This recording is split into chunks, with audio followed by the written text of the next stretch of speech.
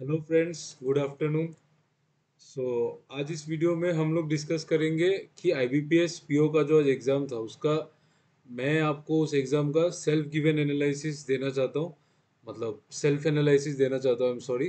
तो जो एग्ज़ाम था वो मैंने खुद अटेम्प्ट किया था। फर्स्ट शिफ्ट में मेरा एग्ज़ाम 9 बजे से स्टार्ट हुआ, 8 बजे को रिपोर्टिंग था।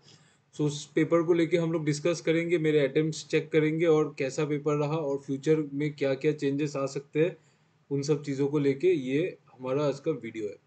सो वीडियो को स्टार्ट करते हैं हम सेक्शनल एनालिसिस के साथ कि कौन से पेपर में क्या था, कितना डिफिकल्ट रहा और आपको नेक्स्ट टाइम से किन चीज़ों पे ध्यान रखना पड़ेगा। तो just a minute. Okay, fine to go. Okay, so ये फर्स्ट स्टार्ट करते हैं लॉजिकल रीजनिंग, जिसमें एज यूजुअल 35 क्वेश्चंस थे, विच कैरिंग 35 मार्क्स। ठीक है, तो 35 मार्क्स का था रीजनिंग, लॉजिकल रीजनिंग। तो उस पे एक फ्लोर बेस्ड पजल था। पजल्स ही आते हैं, आपको पता है रीजनिंग में प्रीलिम्स में पजल आते हैं, और उस पे फ्लोर बेस्ड पजल था, 6 लोगों का फ्लोर बेस्ड पजल। ये वाला क्वेश्चन मैंने अटेम्प्ट नहीं किया। एक क्वेश्चन था ईयर बेस्ड पजल, 5 पीपल का। सारा क्वेश्चन मॉडरेट टू इजी था, लेकिन जब जैसे कि मैंने यार मेरा मतलब काम के वजह से प्रैक्टिस बहुत ज़्यादा कम हो गया था, तो मैंने पजल्स मैक्सिमम छोड़ना प्रेफर किया। स्क्वायर बेस्ड अरेंजमेंट 4 इन 4 आउट का था, मतलब ऐसा था जैसे जिसमें 4 अंदर थे और 4 बाहर, ऐसा ऐसा। ठीक है, 4 लोग अंदर 4 लोग बाहर, तो ये मैंने अटेम्प्ट कर दिया था। सिटिंग अरेंजमेंट 9 लोगों का था, ये बहुत इजी था। नॉर्थ में सिटिंग ये भी कर दिया था। इनइक्वलिटी सारे किए, सिलोगिज्म सारे किए, ब्लड रिलेशन करा।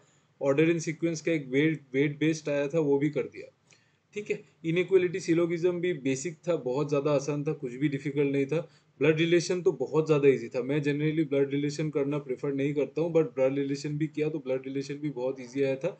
ऑर्डर इन सीक्वेंस वाला क्वेश्चन भी इजी था, इस पे 3 सब क्वेश्चंस थे, तो वो सारे इजी थे। और बाकी छोटा मोटा क्वेश्चंस था, मीनिंगफुल वर्ड, एक नेम करके वर्ड बन रहा था, नेम करके एक वर्ड बन रहा था, कोई एक वर्ड से मैं भूल रहा हूँ, तो एक मीनिंगफुल वर्ड था, तो इसका कुछ लेटर पूछा था। और एक पूछा था आपका कुछ एक नंबर का सीरीज दे दिया था, 887653 ऐसा कुछ टाइप का था। उसमें से कुछ ऐसा होता है ना जिसमें अगर ऑड में +5 कर दिया, इवन में -3 कर दिया, ऐसा बेस्ड था, इजी क्वेश्चन था। तो मैंने ज़्यादातर इन सब क्वेश्चंस पे फोकस किया, क्योंकि पजल मेरा स्लो हो रहा था, क्योंकि मैंने इतना प्रैक्टिस नहीं हो पाता है। मैं आजकल टीचिंग वाले लाइन में इतना बिजी होने के बाद फिर प्रैक्टिस में बहुत प्रॉब्लम होता है, और रीजनिंग से तो मैं बहुत दूर हूँ। ठीक है, तो रीजनिंग में जो अटेम्प्ट्स रहे थे वो अटेम्प्ट्स थे मेरे 24 अटेम्प्ट्स थे। ठीक है, बोला जा रहा है कि गुड अटेम्प्ट्स 25+ है, लेकिन 24 मेरे अटेम्प्ट्स थे। और उसके बाद था आपका क्वांटिटेटिव एप्टीट्यूड का पेपर। क्वांटिटेटिव एप्टीट्यूड के पेपर में इसमें क्या हुआ कि इसमें जो पेपर था वो कैसलेट डीआई आया था 5 नंबर का, ये कर दिया था। डिफिकल्ट जो डीआई था वो ये वाला था, टेबल बेस्ड एक टफ डीआई आया था, ये वाला क्वेश्चन नहीं किया था। इसमें मतलब एक वेरिएबल इंट्रोड्यूस कर दिया था और मुझे समझ में नहीं आया कि क्या वेरिएबल था। ठीक है, तो केसलेट डीआई हो गया था, डबल पाई चार्ट हो गया था, डबल पाई चार्ट हो गया, क्वाड्रेटिक इक्वेशन पांचों का पांच हो गया था, मिसिंग नंबर सीरीज सारा हो गया था।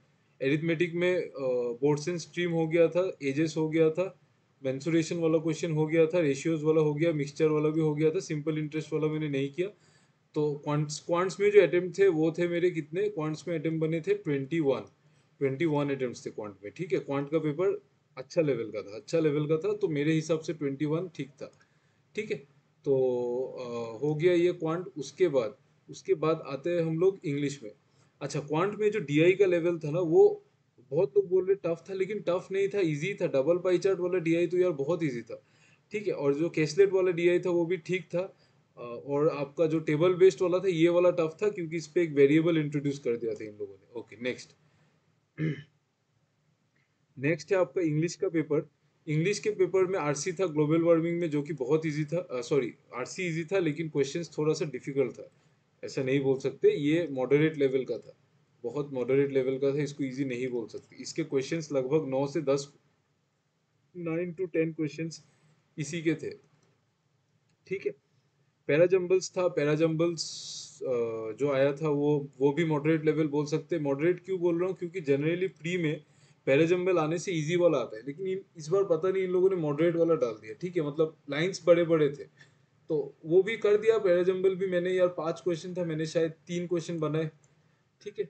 और आपका आरसी आरसी में भी अराउंड 7-8 क्वेश्चन बना दिए थे।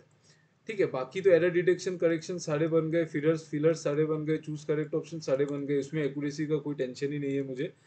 तो बाकी जितना इंग्लिश में बना, इंग्लिश में 24 अटेम्प्ट बने। 24 अटेम्प्ट बने, जिसमें से मैंने जो छोड़ा वो आरसी का छोड़ा और थोड़ा बहुत पैराजम्बल का छोड़ा। ठीक है। सो टोटल अटेम्प्ट जो बने, कितने बने टोटल अटेम्प्ट एक बार चेक कर लेते हैं, मैंने सही बोला कि नहीं। 24, 21, 24, 24, 24, हाँ 69 अटेम्प्ट, टोटल 69 अटेम्प्ट था। ठीक है। और I am expecting marks around 66 to 67, मतलब 65 to 67 पकड़ लो। मैं 65 to 67 मार्क्स एक्सपेक्ट कर रहा हूँ, क्योंकि मेरा एक्यूरेसी हमेशा ही सही रहता है, मोस्टली इस बार भी सही रहे, hope so. So guys, see you in the next paper. आप, आई होप आपको ये एनालिसिस पसंद आया होगा। एंड अगर आपने वीडियो को अभी तक लाइक नहीं किया है तो लाइक कर दीजिए। और अगर आपने चैनल सब्सक्राइब नहीं किया है तो काइंडली चैनल सब्सक्राइब कर दीजिए for more such content. So keep in touch with us guys, see you soon.